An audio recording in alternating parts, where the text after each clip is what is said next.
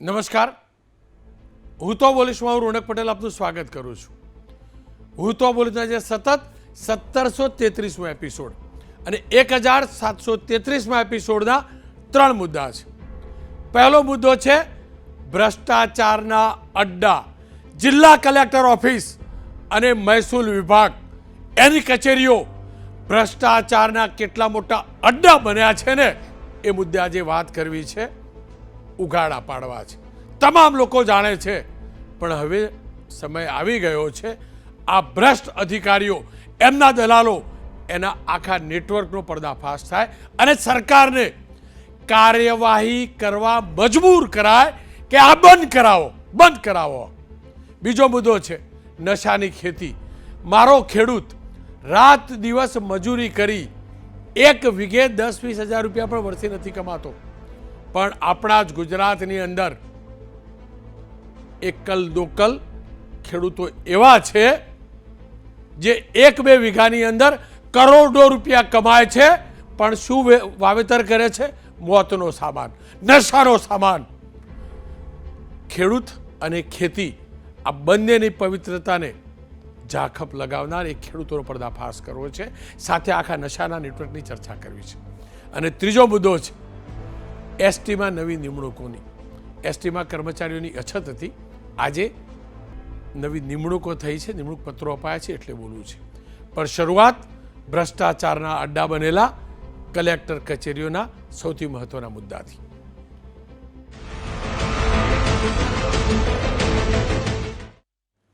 ભ્રષ્ટાચાર શિષ્ટાચાર બની ચૂક્યો છે.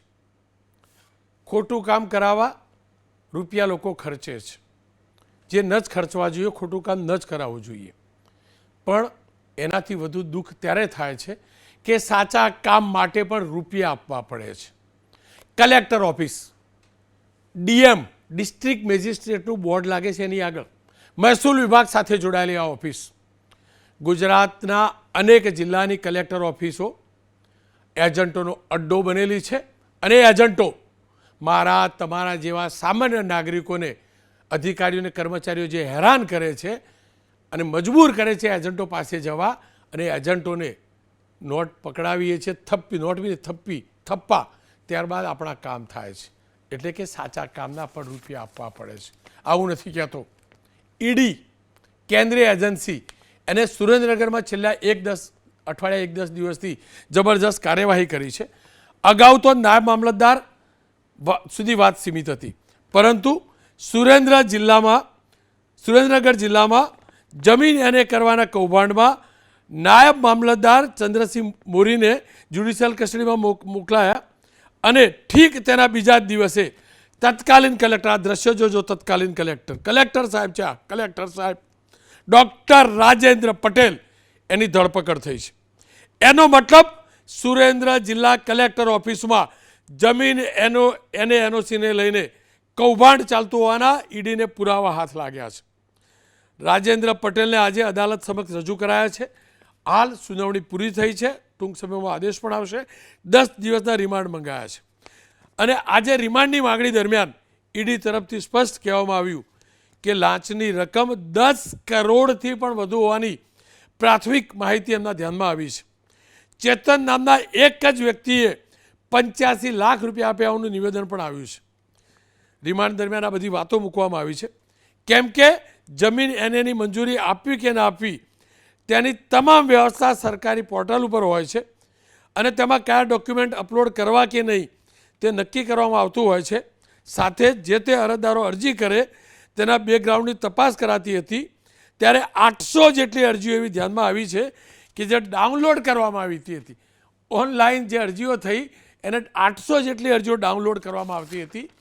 ઈડીએ અદાલતને એ પણ કહ્યું છે કે આરોપી એવા તત્કાલીન કલેક્ટર રાજેન્દ્ર પટેલ પાસે અનેક ઇલેક્ટ્રોનિક્સ ડિવાઇસીસ છે જેની તપાસ કરવી જરૂરી છે. વોટ્સઅપ ચેટ, આઈપેડ, એપલના કોમ્પ્યુટરની તપાસ કરવી જરૂરી છે. આખા મામલાની વિગતવાર સમજીએ તો 23 ડિસેમ્બરે ઈડીએ નાયબ મામલતદાર ચંદ્રસિંહ મોરીના ત્યાં રેડ કરી. આ રેડ દરમિયાન ચંદ્રસિંહ મોરીના નિવાસસ્થાનેથી 67,50,000ની રોકડ રકમ રિકવર થઈ. સૂત્રોના જણાવ્યા પ્રમાણે ચંદ્રસિંહ મોરીએ ઈડી સમક્ષ સ્વીકાર્યું કે જમીનની ફાઇલ ક્લિયર કરવા માટે સ્ક્વેર મીટર દીઠ 10 રૂપિયાના ભાવથી લાંચ લેવામાં આવતી હતી.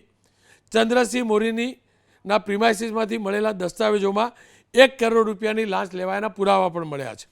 મીડિયા અહેવાલો જે મળ્યા છે, મીડિયામાં આજે અપલોડ પણ થયા છે અમુક વેબ પોર્ટલો, એ પ્રમાણે ઈડીની તપાસને લઈ અનેક મુદ્દાઓ ચર્ચામાં છે, જેવા કે કલેક્ટર કચેરીમાં જમીન બિનખેતી કરવાનું આયોજનબદ્ધ રીતે ત્યાં સુરેન્દ્રનગર કૌભાંડ ચાલતું હતું. આ કૌભાંડમાં નાયબ મામલતદારથી લઈ કલેક્ટર સુધીની ચેનલ હતી અને કલેક્ટરનો પીએ પણ રડાર ઉપર હતો, આપણે જાણીએ છીએ. કૌભાંડમાં લાંચની 50% રકમ કલેક્ટર સુધી પહોંચતી હતી. Residential collector R.K.. ઓઝાને 25% હિસ્સો મળતો હતો એવી ચર્ચા છે. હજી ઓન પેપર ક્યાં આવી હોય એવી સત્તાવાર કોઈ પુષ્ટિ નથી થઈ. નાયબ મામલતદાર ચંદ્રસિંહ મોરી 25% રાખતો હતો. મામલતદાર મયુર દવે 10% અને ક્લાર્ક મયુરસિંહ ગોયલને 5% મળતા હતા.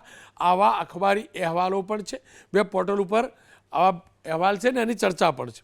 બધો જ હિસાબ કલેક્ટરનો પીએ જયરાજસિંહ ઝાલા રાખતો હતો અને પીએ જયરાજસિંહની હિસાબ શીટ જિલ્લા કલેક્ટર સાથે શેર કરતો હતો.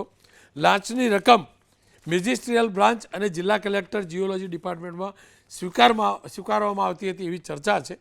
જમીનના હેતુફેર માટે જિલ્લા કલેક્ટર અંતિમ નિર્ણય લેતા હોય છે. અનેક વખતે પ્રીમિયમના કેસમાં પણ આ જ પ્રકારના ગોબાચારી, આ જ પ્રકારના ભ્રષ્ટાચાર થાય છે. આ તો એક કિસ્સો છે અને સુરેન્દ્રનગરમાં પહેલી વાર નથી થયું. અગાઉના કલેક્ટરના પણ હાથ આ જ રીતે અંદર હતા, એવો કેસ પણ થયો હતો. માત્ર સુરેન્દ્રનગર જ નહીં, સુરતની અંદર 2024માં આયુષ શોકનો પણ આ જ પ્રકારનું એક કાંડ સામે આવ્યું હતું. એ જ રીતે ગાંધીનગરની અંદર પણ આ જ પ્રકારે આપણે તમામ લોકો જાણીએ છીએ, તત્કાલીન કલેક્ટરે મોટું કૌભાંડ કર્યું હતું. આપ જોઈ શકો છો એસ.કે. લાગા મુલાસણની જમીનનું કૌભાંડ. એસ.કે. લાગાની ધરપકડ થઈ, પણ એસ.કે. લાગાએ જે કૌભાંડ કરેલું અને જે ગેરકાયદેસર પ્રવૃત્તિઓ કરીને જમીનના ખોટા પરમિશનો આપેલી, એ જમીન માલિકો વિરુદ્ધ સરકારે કાર્યવાહી ના કરી, મહેસૂલ વિભાગે કાર્યવાહી ના કરી. કેમ ભાઈ? આ જ બતાવે છે કે ખેલ જબરજસ્ત ચાલે છે અને આ ખેલને આખો ખુલ્લો પાડવો જરૂરી છે. કારણ કે આ માત્ર સરકારની તિજોરીને ખાલી કરે છે એવું નથી. મારા ગુજરાતના મહેનતુ, પ્રામાણિક કરદાતાઓ, નાગરિકો, એમને બિનજરૂરી રીતે લૂંટતો વિભાગ થઈ ચૂક્યો છે. રીતસરની લૂંટ ચાલે છે. મારા બાપ દાદાની જમીન મારે એને કરાવવાની ધંધા માટે બધું સાચું, છતાંય રૂપિયા આપવાના. કેમ? તો રૂપિયા ના આપું તો ફાઇલ આગળ ન વધે.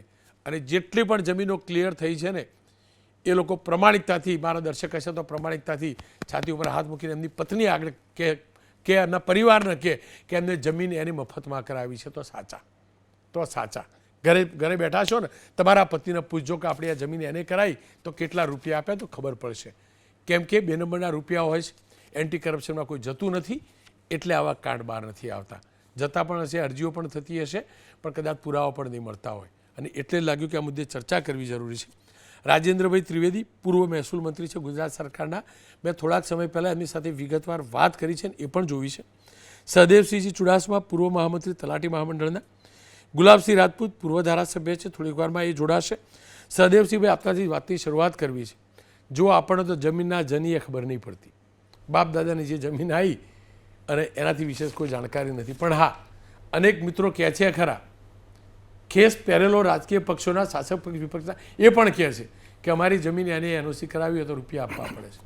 કલેક્ટર ઓફિસોમાં, મહેસૂલ વિભાગની અંદર, મામલતદાર ઓફિસોમાં કયા પ્રકારના જમીનના ખેલ ચાલે છે, તોડબાજી ચાલે છે? રોનકભાઈ, સુરેન્દ્રનગર કલેક્ટર કચેરીમાં ઈડીની રેડ બાદ જે કંઈ હકીકતો સામે આવી અને આજે કલેક્ટર રાજેન્દ્ર પટેલની ધરપકડ પણ કરવામાં આવી, એ અપેક્ષિત જ હતું.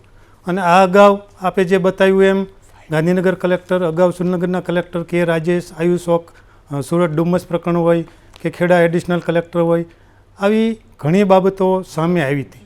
ચોક્કસ એક આઈએએસ અધિકારીઓને સસ્પેન્ડ કરવા કે એમને જેલમાં મોકલવા એ અગાઉ આપણને નહોતું સાંભળવામાં આવતું, પણ છેલ્લી આ બધી 5-7 ઘટનામાં આઈએએસ અધિકારીઓને સસ્પેન્ડ પણ કરવામાં આવ્યા છે અને જેલમાં પણ મોકલવામાં આવે છે. એટલે સરકાર તરફથી અને એસીબી તરફથી ખૂબ જ સારી કામગીરી થઈ રહી છે.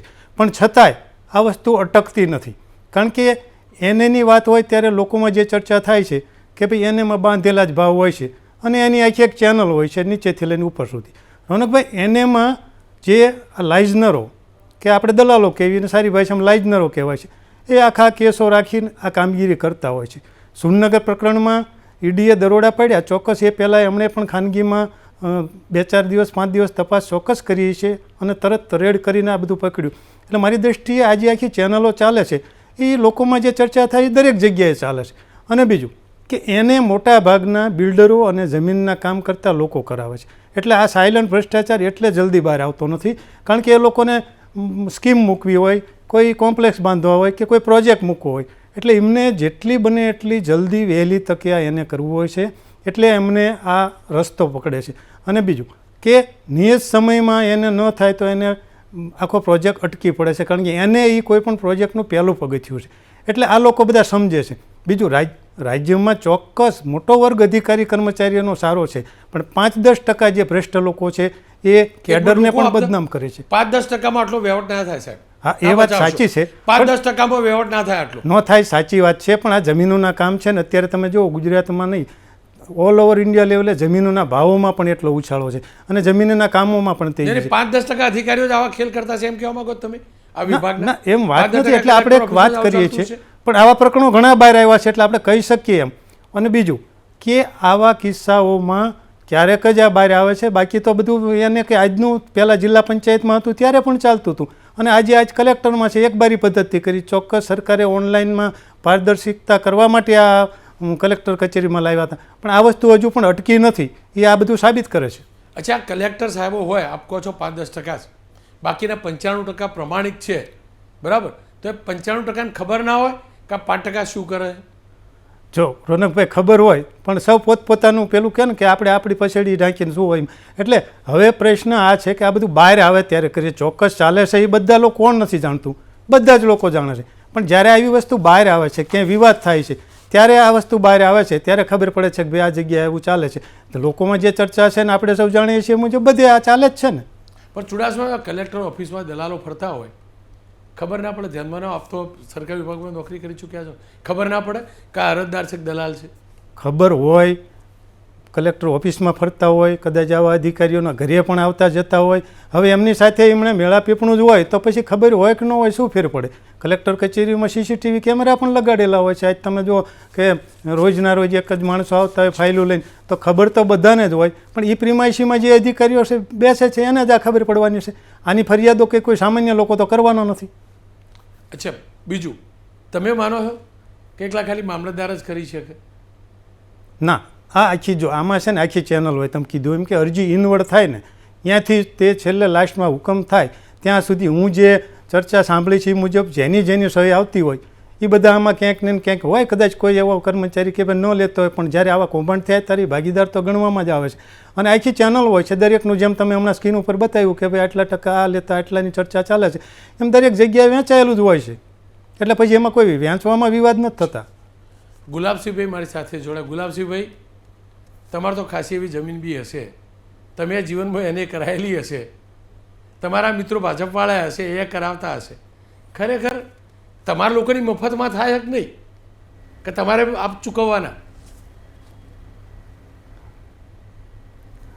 રોનકભાઈ, વિજયભાઈ રૂપાણી મુખ્યમંત્રી હતા ત્યારે એમણે કીધું હતું કે સૌથી વધુ જો ભ્રષ્ટ વિભાગ હોય તો મહેસૂલ વિભાગ છે. અને હાલ નીચે ગ્રામ પંચાયતથી લઈને ગાંધીનગરના સચિવાલય સુધી મહેસૂલ વિભાગની અંદર કોઈ કામ સંબંધમાં થતા નથી. અને ખાસ કરીને જે રીતે ભ્રષ્ટાચારની વાત છે તો પહેલાં એનું કામ જિલ્લા પંચાયત જોડે હતું, હવે કલેક્ટર ઓફિસમાં છે. કારણ કે જિલ્લા પંચાયતમાં હશે તો સરળ હશે. અત્યારે દરેક તાલુકા દીઠ 2-4 માણસો હોય છે, એ જ એને કરાવતા હોય છે આખા તાલુકાઓની ફાઇલ, અને એમના થ્રુ જ ફાઇલ કરી હોય તો જ કામ થતું હોય છે. વાત રહી સુરેન્દ્રનગર કલેક્ટરની, તો એ 2 મોટી કંપનીઓના કદાચ માહિતી મળે છે, એમના ઝઘડાની અંદર આ બહાર આવ્યું છે. બાકી આખા ગુજરાતની અંદર તમામે તમામ જગ્યાએ મહેસૂલ વિભાગની અંદર જાઓ તો કામ કરાવવું તો સાચું તમારું કામ હોય તો પણ કામ થતું નથી. અને જો પૈસાની રેતી થાય તો જ કામ થઈ છે. અત્યારે ઈ ધારાની અંદર ભૂલથી કોઈ એન્ટ્રી પડી ગઈ હોય અને એ જો સુધારવા માટે કોઈ જાય, એ ભૂલની એન્ટ્રી તંત્ર દ્વારા પાડવામાં આવી, એ સુધારવા કોઈ ખેડૂત જાય તો એને પણ પૈસા વગર કામ થતું નથી. રીસર્વેની વાત કરીએ કે રીસર્વેની અંદર ખેડૂતો ધક્કા ખાઈ ખાઈને થાકી જાય છે, પણ એમનું કોઈ સાંભળતું નથી. પણ ગરીબ ખેડૂતો પાસે 50,000 લાખ 2 લાખ રૂપિયા લઈને આ જેવો જુઓ એવો ઓર્ડર આ લોકો કરી આપતા હોય છે. એટલે આ ગુજરાતની સરકારમાં છેલ્લા 30 વર્ષની ભાજપની સરકારમાં સૌથી વધુ ભ્રષ્ટાચાર થઈ રહ્યો છે. એમાં કોઈ વિભાગ બાકી રહ્યો નથી. એની અંદર એમના માણસો લાખેલા છે, ક્યાંક ભાજપ સાથે સંકળાયેલા હોય અથવા તો અધિકારીઓ સાથે સંકળાય, એમની રાઇઝનિંગના સિવાય કામ થતા નથી. સાચો માણસો જો પૈસા ના આપી શકતો હોય અને પૈસાદાર હોય અને ખોટું કરાવવું હોય તો પણ થઈ જાય છે. અત્યારે ગામડાઓની અંદર જે નાના લોકો રહેતા હોય છે, કાંઈક નાનું મોટું દબાણ હશે, 50 વર્ષથી 100 વર્ષથી રહેતા હોય, પણ એમનું રેગ્યુલર ના થઈ શકે, એમને ન્યાય ના મળે. પણ જો બિલ્ડરોએ સરકારી જમીનની અંદર ખોટી રીતે સીટો બેસાડીને મોટા શોપિંગો બનાવી દીધા હોય તો એમનું તોડવા નથી જતા, પણ ગરીબનું ઘર તોડવા માટે અત્યારે સરકારના મહેસૂલ વિભાગને ટાઈમ છે, પણ એ મોટા બિલ્ડરો સામે એક્શન લેવાનો ટાઈમ નથી હોતો, કેમ કે ક્યાંક ને ક્યાંક એમની જ મિલીભગતથી એને થયા હોય છે. અત્યારે તમે ભારતમાળા અને પ્રોજેક્ટની અંદર પણ આ તમે અત્યારે બનાસકાંઠાના ખેડૂતોની વેદના સાંભળો. ખેડૂતોની જમીનોના ભાવ ના મળ્યા અને બિલ્ડરોએ જે જમીન પાછળથી એને કરાવી હતી એના પણ કરોડો રૂપિયા મળી ગયા. એક ખેડૂતને 2 એકરના 2 લાખ કે 3 લાખ મળે છે અને એ જ બાજુની જમીનમાં બિલ્ડરને 5 કે 6 કરોડ રૂપિયા મળે છે. આટલો ભ્રષ્ટાચાર અત્યારે ગુજરાતમાં ચાલી રહ્યો છે. ગુલાબસિંહભાઈ, મારા સવાલનો જવાબ ના આપ્યો. સામાન્ય નાગરિકે ચૂકવવા પડે કે તમારા નેતાઓએ ચૂકવવા પડે જમીન એને કરાવી હતો? હવે એમ ના પૂછતા પત્રકારોએ, કારણ કે અમારી જોડે એવી જમીન હોતી જ નથી એને કરાવવા. તમે અમે બધા સરખા છીએ. આપણે જોડે હજુ સુધી મારે ક્યાંય એને કરાવવાનો વારો આવ્યો નથી. પણ કોઈ મેં કીધું ને, હાલ કોઈને ભલામણ કરવા કરતાં લોકો પૈસા આપીને કામ કરાવવાનું પસંદ કરે છે. પણ આ શરમ રાખા ખરા ભલામણની, કે એમાં એવું ના હોય, કોઈ શરમ ના હોય, આટલો તો ભાવ આટલા તો ચૂકવવાના જ. અને બીજું, આ બધા વીઘા પ્રમાણે હોય કે પછી આ વર્કફૂટ પ્રમાણે હોય?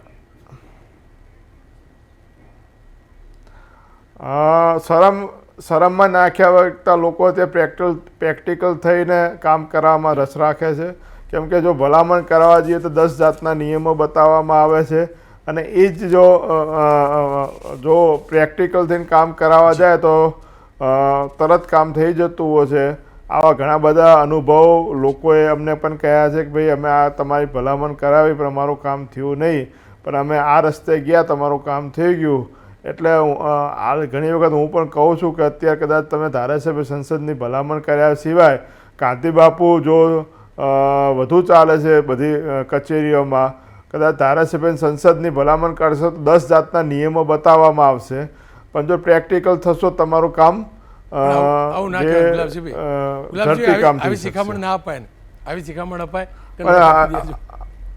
નહીં. પણ અત્યારે હકીકત છે. આજે કોઈ ધારાસભ્ય સંસદ પાસે જવું એના કરતાં ડાયરેક્ટ અધિકારી પાસે લોકો, કેમ કે કોઈ પણ ધારાસભ્ય સંસદ ભલામણ કરે તો પણ કામ થતા નથી, પણ જો ભ્રષ્ટાચાર કરવામાં આવે તો દરેકના કામ થાય છે. ત્યાં સરકારમાં આ સરકારમાં છે એક નીચેથી લઈને જમીન સંકુલ સુધી માત્ર ભ્રષ્ટાચારીઓ જ બેઠા છે.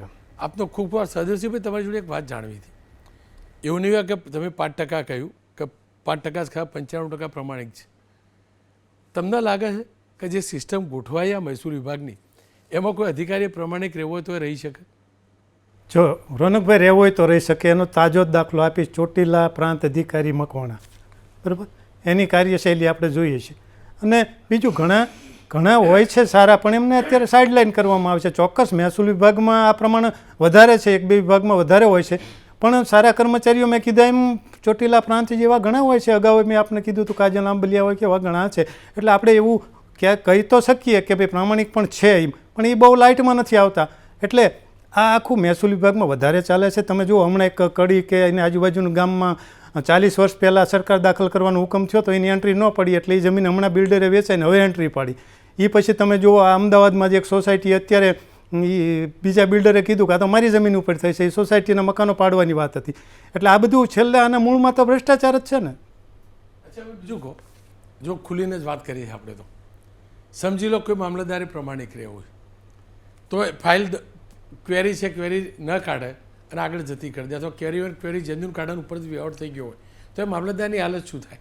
જો ડેપ્યુટી કલેક્ટર કે કોઈ કલેક્ટરે પ્રમાણિક રહેવું તો એની હાલત શું થાય? મને કહો, અડી શકે ખરો? હવે એમાં આપણે એક નામ નહીં દઉં, પણ એક અધિકારીને જ્યારે સસ્પેન્ડ કર્યા ત્યારે નીચેના અધિકારીઓએ નેગેટિવ રિમાર્ક્સ કર્યા હતા, છતાં પણ એ અધિકારીએ હુકમો કરી દીધા. એટલે એ બધું આપણી પાસે નથી આવતું કે ભાઈ આ નીચેના એક બે અધિકારીએ નેગેટિવ રિમાર્ક્સ કર્યા છે, છતાં ફાઇનલ ઓથોરિટી તો કલેક્ટર કે જે સક્ષમ સત્તા અધિકારી હોય છે. હવે એણે હુકમો કર્યા તો પહેલાં લોકોને તો શું સમજવાનું કે ભાઈ નથી એમણે કોઈ પોઝિટિવ લખ્યું, છતાં એમના નામ તો આવવાના જ છે કે ભાઈ આખી ચેનલમાં. અને બીજું આ લોકો અમુક જે લાઇઝનરો હોય છે કે આવું કરવાવાળા જે લોકો હોય છે ને બહારના, એ સાહેબ સક્ષમ હોય છે. એક નાય, હું તમને હવે દાખલો જ દઉં કે એક નાયમતદારે એક કૌભાંડમાં સહી કરવાની ના પાડી તો એ જે વ્યક્તિ જેને કૌભાંડ કરવું હતું ને એને ફોન કરીને કીધું કે 5 દીમાં તમારી બદલી થઈ જશે, છેવાડાના તાલુકામાં થઈ ગઈ છે. લ્યો, આ હું એનો સાક્ષી છું, બરાબર? એટલે પછી ક્યાં જાય કર્મચારીઓ અમુક જે વચ્ચેની ચેનલમાં નાના છે ને એમને મને કમને તે નેગેટિવ નોંધ મારે તોય થઈ જાય છે. પણ મને કહો, જો આટલું બધું ખરેખર ભ્રષ્ટાચાર હોય, મહેસૂલ એટલે એમ તો રેવન્યુ, હા, સરકાર માટેની રેવન્યુ, પણ જે 2 નંબરમાં બધા અધિકારીઓ રેવન્યુ કરતા હોય આ રૂપિયા મૂકતા ક્યાં હશે? હવે એ તો બધું હવે અત્યારે તો મૂકવાના, તમે કંઈ થોડુંક એકલું અમદાવાદ કે દિલ્હી, મુંબઈ, કલકત્તા છે, બહાર વિદેશમાં દુબઈ, સિંગાપુર, અહીંયા બધા રોકાણ કરી શકાય છે અત્યારે. આજ પહેલાં તો 1 કરોડનું કૌભાંડ આવતું ત્યારે હાહાકાર થઈ જતો. હવે 1 કરોડ 5-50 કરોડમાં તો કોઈને રસ નથી આવવાનો. ગરીબ અધિકારી ગણાય, હે, ગરીબ અધિકારી ગણાય. એટલે જ ને એમ નહીં, આ બધા એવું કે બિલ્ડર નહીં રહ્યો, બિલ્ડર ખાલી મજૂર રહ્યો, એનો 10-20% ભાગ હોય, 80-90% વાળો અધિકારી જ હોય. ખરેખર આવું ખરું? સાંભળી આપણે જો લોકોમાં આપણી પાસે માહિતી શું હોય કે ભાઈ લોકોમાં ચર્ચા થતી હોય કે ભાઈ બિલ્ડર ફલાણા છે પણ એમાં પૈસા તો ફલાણા સાહેબના છે, ફલાણા ભાઈના છે, ફલાણા ભાઈના છે. એટલે આ તો બધા છે ને આના દિવસે વધે ને રાતે વધે એવું થાય. આપનો ખૂબ ખૂબ આભાર. મારી સાથે રાજેન્દ્રભાઈ ત્રિવેદી થોડાક સમય પહેલાં જોડાયા હતા. રાજેન્દ્રભાઈ ત્રિવેદી રાજ્ય સરકારમાં કાનૂન મંત્રી પણ રહી ચૂક્યા છે. રાજેન્દ્રભાઈ ત્રિવેદી મહેસૂલ મંત્રી પણ રહી ચૂક્યા છે. અગાઉ જ્યારે નાયબ મામલતદાર પકડાયેલા ત્યારે મેં એમને જોડેલા. હવે કલેક્ટર સાહેબ પકડાયા છે એટલે મને ફરીથી થયું કે ત્રિવેદી સાહેબને જોડેને પૂછ્યું તો ખરો કે વાત મામલતદારથી, નાયબ મામલતદારથી કલેક્ટર પૂરતી જ હોય કે આડેવડી પણ હોય. આવો જોઈ લઈએ સંવાદ. ત્રિવેદી સાહેબ નમસ્કાર, આપનું સ્વાગત છે. આ સમગ્ર ઘટનાક્રમને આપ કેવી રીતે મૂલવો છો? વાત નાયબ મામલતદારથી કલેક્ટર પૂરતી જ હોઈ શકે કે પછી છેક સુધી આના તાર હોઈ શકે? ખૂબ ગંભીર બાબત છે. કલેક્ટરશ્રીની ધરપકડ. કલેક્ટર એ કેન્દ્રનો પ્રતિનિધિ છે, કેન્દ્ર સરકારનું.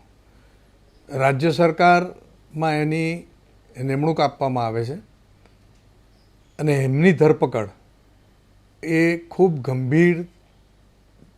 ગંભીરતા દર્શાવે છે.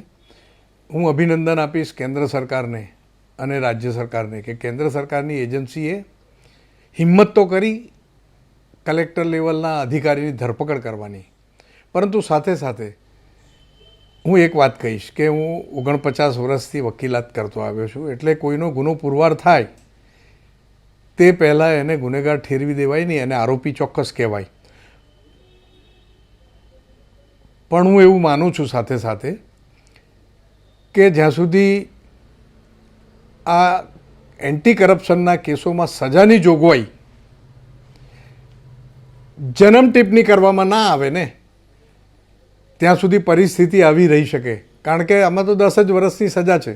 હું તો એમ કહું કે ખૂનના કેસમાં કદાચ ફાંસી નહીં આપો તો ચાલશે, પરંતુ એન્ટી કરપ્શનના આવા ગંભીર કેસોમાં, મોટા કેસોમાં, જ્યાં આગળ કરોડોની લેતી દેતી થઈ હોય, સરકારને નુકસાન થયું હોય, એમાં ફાંસીની સજા હોવી જોઈએ.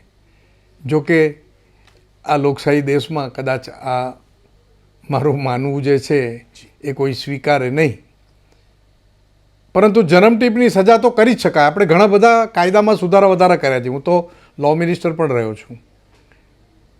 સજાની જોગવાઈ વધે ને તો એનો એક ભય રહે, અને કલેક્ટરને રાજ્ય સરકાર સસ્પેન્ડ તો કરી જ શકે આ મુદ્દા ઉપર.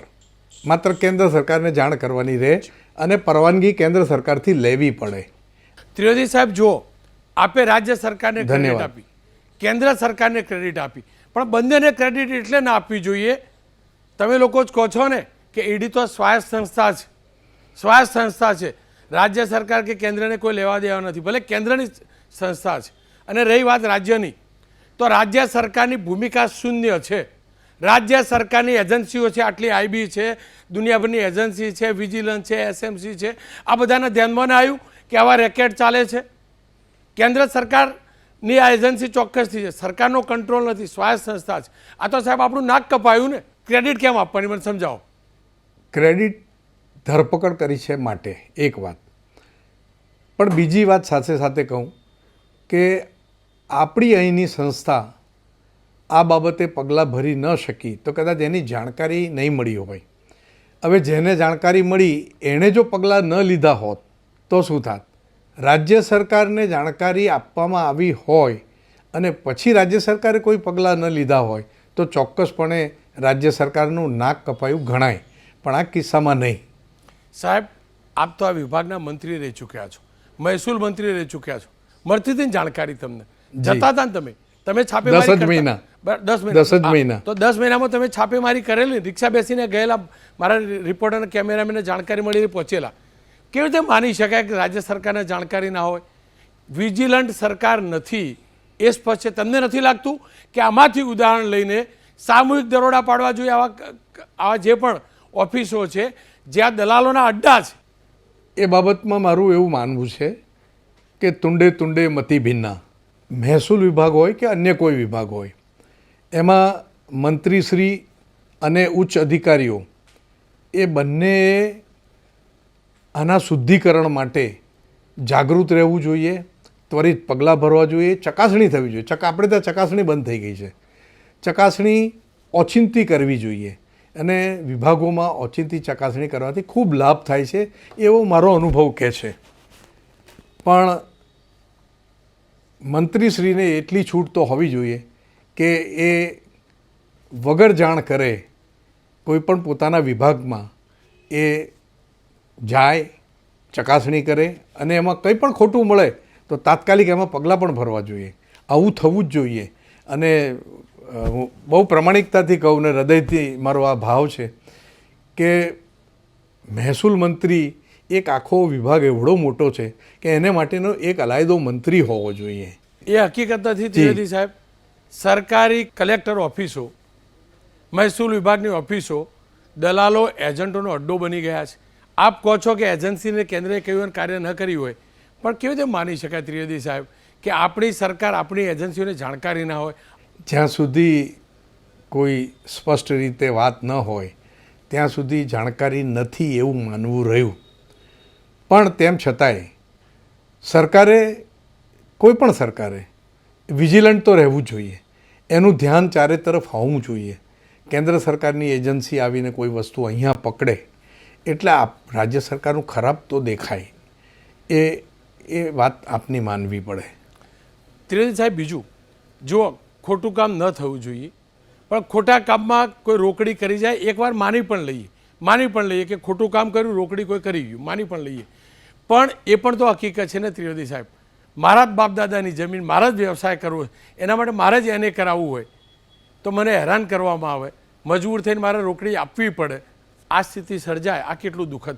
ચોક્કસ દુઃખની વાત છે. અને ઘણા બધા અરજદારો આજે પણ આવતા હોય છે, આજે પણ એ દિવસો યાદ કરીને કહેતા હોય છે કે સાહેબ તમે હતા અને તમે ગમે ત્યાં પહોંચી જતા હતા, એને કારણે આવા જે ખોટા તત્વો કલેક્ટર કચેરી હોય કે અન્ય કોઈ કચેરી હોય એમાં પોતાનો દબદબો રાખતા હતા, એ નાસભાગ થઈ જતી હતી. અને એક સ્થિતિ એવી પણ હતી કે પછી એ લોકો આવતા બંધ થઈ ગયા હતા. અને એને માટે કલેક્ટરશ્રીઓએ તે વખતે લિસ્ટ પણ બનાવેલું અને લિસ્ટ પોલીસને સોંપેલું અને પોતે પણ પગલાં લીધેલા કે આ નામના માણસોએ આ કલેક્ટર કચેરીમાં કોઈ પણ લેખિતના કામ વગર આવવું નહીં અને આવે તો એની ધરપકડ કરવી. તો આ કલેક્ટરશ્રીના હાથમાં છે આ વાત. એવું કરવું જોઈએ કે જેથી લોકોને એમ થાય કે મને ન્યાય મળશે. મારા વડોદરાના કલેક્ટરની એક વાત કહું, કોઈ અરજી નામંજૂર કરે, નીચેથી અભિપ્રાય વિરુદ્ધમાં આવ્યો હોય તો એ જાતે સુનાવણી આપે છે અરજદારને કે મને કહો કે તમારી વાત સાચી છે એમ તમે કહો છો તો તમે આ તક આપવી જોઈએ. અને મેં કીધું એમ કે સામાન્ય રીતે જે હુકમ થાય એ હુકમમાં અપીલને આ બધી જોગવાઈ હોય છે, પરંતુ મહેસૂલ લેવલે, મિનિસ્ટ્રી લેવલે એક 3 જણની કમિટી બનાવવી જોઈએ કે કોઈ પણ અરજદાર ત્યાં સીધી અરજી કરી શકે કે સાહેબ મારી સાવ ન્યાયી વાત હતી છતાં કલેક્ટરશ્રીએ અથવા તો અન્ય અધિકારીશ્રીએ નામંજૂર કરી છે, તો આપ એમાં ચકાસીને જુઓ અને એને માર્ગદર્શન આપો. એવું કરી શકાય અને એવું કરવાથી લાભ થાય, લોકોને વિશ્વાસ બેસે, સરકાર પર વિશ્વાસ બેસે, અધિકારીઓ પર વિશ્વાસ બેસે. સાહેબ જો આ જ સરકારે સારું કાર્ય એ પણ કર્યું કે બધું ઓનલાઈન કરી દીધું. આ હકીકત છે, ઓનલાઈન કર્યું, સમય મર્યાદા પણ નક્કી કરી. પણ મને જે જાણવા મળે છે પ્રકારે સમય મર્યાદા પૂરી થતી અને આગલા દિવસે કોઈને કોઈ કારણ કોઈને કોઈ ક્વેરી કાઢીને ફાઇલ રિજેક્ટ કરવામાં આવે. એટલે જ પેલો વ્યક્તિ મજબૂર થાય દલાલને પકડવા, એજન્ટને પકડવા, કારણ કે એનું પણ તો રોકાણ હોય ને સાહેબ, એનો પણ આગળ પ્રોજેક્ટ હોય ને. હવે ઓનલાઈન કરવાનો ફાયદો શું રહ્યો સાહેબ? આ એક સાંઠગાંઠ એવી હોય છે ને કે એમાં કદાચ કોઈ અધિકારી પૈસા લેતો પણ ના હોય પણ એના નામે પણ લેવાઈ જતા હોય. ઘણીવાર એવું પણ બને કે અધિકારીની જાણમાં પણ ના હોય અને કામ પોઝિટિવ થતું હોય, એના પૈસા સામાન્ય રીતે એમાં પૈસા લેવાઈ જતા હોય, આવું બને. અને આપણે ત્યાં ગુજરાતી એક કહેવત છે કે ઊંટ કરે ઢેકા, માણસ કરે કાઠલા. હવે આપણે ડિજિટલાઇઝેશન મારા વખતમાં જ થયું, એની અંદર સમય મર્યાદાઓ પણ આવી ગઈ, પણ આખરે આ ડિજિટલ એ પણ એ વ્યક્તિ જ હેન્ડલ કરતો હોય છે ને, એટલે ઘણી બધી સંભાવના એની લૂફૂલ્સની રહે છે. એ લૂફૂલ્સ દૂર કરવી હોય તો મેં જણાવ્યું એમ મારું જે કહેવું છે કે એના માટે મંત્રીશ્રીએ વિજિલન્ટ રહેવું પડે. ઉચ્ચ અધિકારીઓએ જે સચિવ કક્ષાના બેઠા છે, સેક્રેટરી કક્ષાના, એડિશનલ સેક્રેટરી, એ લોકોએ આનામાં ખૂબ ધ્યાન રાખવું જોઈએ. તો આવી કોઈ ફરિયાદ પણ ના આવે અને સરકારનું ક્યારેય ખરાબ પણ ન દેખાય અને સરકારનું સારું દેખાય. રાજ્યોમાં અનેક પ્રમાણિક અધિકારીઓ છે જે રાજ્યની વિકાસલક્ષી પોલિસી પણ બનાવે છે અને કાનૂનનું પાલન થાય એવા પ્રયાસ પણ કરે છે. છેવાડાના માણસને ન્યાય મળે એ પ્રકારે પ્રોસેસ પણ કરે છે. આ હકીકત છે. એટલે જ તો મારું ગુજરાત આટલો ભ્રષ્ટાચાર હોવા છતાં પણ આજે પણ સક્ષમ રહ્યું છે. કલ્પના કરો જો આ પ્રકારનો ભ્રષ્ટાચાર ન હોય, આટલા ભ્રષ્ટાચાર પછી પણ મારું ગુજરાત આટલું સદ્ધર હોય, પણ જો આવો ભ્રષ્ટાચાર દૂર થાય તો મારું ગુજરાત ક્યાં જાય? શું ક્યાં હોય ગુજરાત મારું? નથી. હકીકત છે. પ્રમાણિક અધિકારીઓને સલામ, પણ પ્રમાણિક અધિકારીઓને ખોટું લાગશે એમ કહી ભ્રષ્ટ અધિકારી માટે ન બોલું ને એવું તો હું નગુણો કહેવાઉં. અને દુઃખની વાત એ પણ છે કે અનેક પ્રમાણિક અધિકારીઓ આવા નફટ ભ્રષ્ટ અધિકારીઓને તાબે થાય છે. એટલે જ કોઈ આપણને કહેલું છે વડવાઓએ કે સજ્જન માણસનું મૌન ભ્રષ્ટ વ્યક્તિને બળ આપે છે. એટલે મહેરબાની કરીને આપની સજ્જનતાને સલામ, પણ જો આપ સજ્જન છો એની સાથે મૌન રહો છો, આવા અધિકારીઓ સામે, તમારા વિભાગના અધિકારીઓ સામે અવાજ નથી ઉઠાવતા, અથવા તમારા ઉપરી અધિકારી હોય અથવા તમારે નીચેના, તો પછી તમે પણ જાણે અજાણે એ પાપના ભાગીદાર છો. હિસાબ અહીંયા થશે કે નહીં હું નથી જાણતો. સાક્ષીઓ કેટલા રહેશે, નિવેદન ક્યાં સુધી થશે, કોર્ટમાં ટ્રાયલ ચાલશે એટલે શું થશે, આ કેસ પૂરતી વાત નહીં, જનરલાઇઝ. પણ હું એટલું જાણું છું, ઉપરવાળાના દરબારની અંદર, ઉપરવાળો એટલે અહીંયા ઉપરવાળો કોઈ નહીં, એના દરબારની અંદર માત્ર ને માત્ર સત્યમેવ જયતે જ ચાલે છે, સત્યની જ જીત થાય છે. આ ભ્રષ્ટ અધિકારીઓનો ઇતિહાસ જાણી લેજો. એમની આ પેઢી જલસા કરતી હશે તો આવતી પેઢીની શું હાલત હશે, એમના પરિવારની શું હાલત હશે. મહેરબાની કરીને જમીન માં છે, માં કહેવાય, માની જમીન છે, આ માં છે. એની ફાઇલમાં તો દલાલી બંધ કરો, એની ફાઇલમાંથી તો રોકડી બંધ કરો. આશાને અપેક્ષા રાખું જે ભ્રષ્ટ અધિકારીઓ છે સમજી ગયા હશે, કદાચ એમનો આત્મા જાગશે, અને ન જાગે ને તો એકવાર એમના સંતાનો સામે જોઈ લે કે એમના સંતાનોને કયા સંસ્કાર આપીને જવાના છે. એમની આ અમીરી એમના સંતાનોને ક્યાં લઈ જશે એ જોઈ લે, સમજી લે બીજાના કિસ્સા ઉપરથી. ફરી એકવાર કહું છું, પ્રમાણિક અધિકારીઓએ મૌન રહેવાની જરૂર નથી. તમારું મૌન આ ભ્રષ્ટ અધિકારીઓને પ્રોત્સાહિત કરે છે.